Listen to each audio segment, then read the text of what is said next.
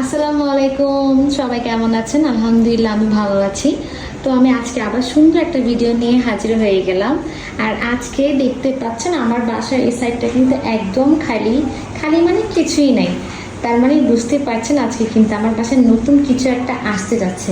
তো আমি এখন আপনাদের সাথে শেয়ার করতে যাচ্ছি যে আমি নতুন কি কিনলাম। সবাই দেখতে থাকুন। দেখেন আমি কোন দিক দিয়ে বসে, এভাবে করে বসবে নাকি এভাবে করে বসবে দেখেন আগে। যেভাবে বসলে সুবিধা হয় ওভাবে করে বসায় দেবেন। উপর করে তুলেন, উপর করে, হ্যাঁ উপর করে, হ্যাঁ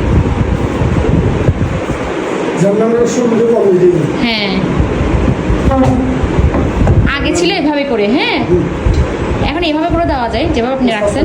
হ্যাঁ এটা হচ্ছে আমার ডাইনিং টেবিল, যেটা আমি আমার হাজব্যান্ড আমার জন্য বানাতে দিয়েছিল। আমি কিন্তু জাস্ট একটু ডিজাইন দেখেছি, বাকিটা বলে কিন্তু আমার জন্য এবার গিফট। সো খুব সুন্দর একটা গিফট। ও সবসময় আমাকে বাসার কিছু না কিছুই গিফট করে, যেটা আমার কাছে ভালো লাগে। যখন যেটা চাই তখন সেটা দিয়ে দেয়, আলহামদুলিল্লাহ।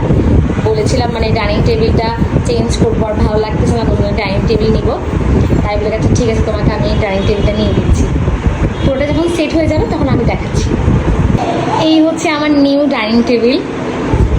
আমি তো এর আগে কাচের টেবিল ইউজ করছি, তাই আমি চিন্তা করলাম এবার আমি একটা মার্বেল পাথরের ডাইনিং টেবিল ইউজ করি। এটা এখন খুবই সুন্দর। আর এটা হচ্ছে আমার চেয়ার। প্রিন্টটা ওরা ওর বাবা আমাকে জাস্ট ছবি দেখাইছে, আমি শুধু পছন্দ করছি। এই বাবাটা বন্ধ করে দাও।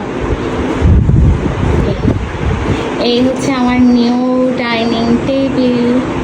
সবাই অবশ্যই আমাকে কমেন্ট দিয়ে জানাবেন আমার ডাইনিং টেবিলটা কেমন হয়েছে।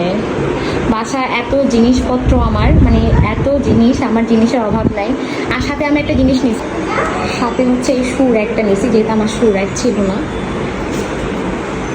এটা হচ্ছে আমার শু র্যাক, সাথে আমি আমার এই শু র্যাকটা নিয়েছি।